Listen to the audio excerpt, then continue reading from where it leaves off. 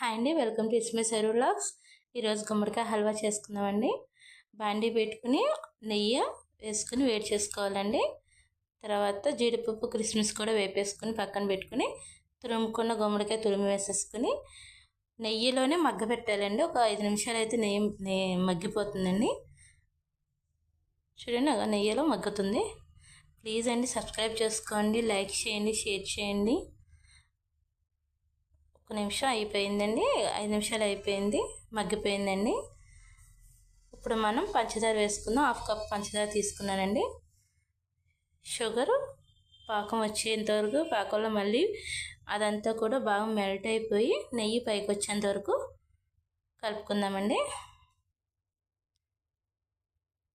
Sweet చాలా మంచిదండి, skin allergy వాళ్ళకి గట్ట మంచిది. అలాగే బ్లడ్ పడుతుందండి, చాలా మంచిదండి. చాలా హెల్త్ బెనిఫిట్స్ ఉంటాయి. ట్రై చేయండి, టేస్ట్ చేయండి. దగ్గరికి అయిపోయిందండి, నెయ్యి అది పైకి తేలిపోయింది. సర్వింగ్ ప్లేట్లో డ్రై ఫ్రూట్స్ వేసుకొని సర్వ్ చేసేసుకుందాం. ప్లీజ్ లైక్ చేయండి, షేర్ చేయండి. Watch for thank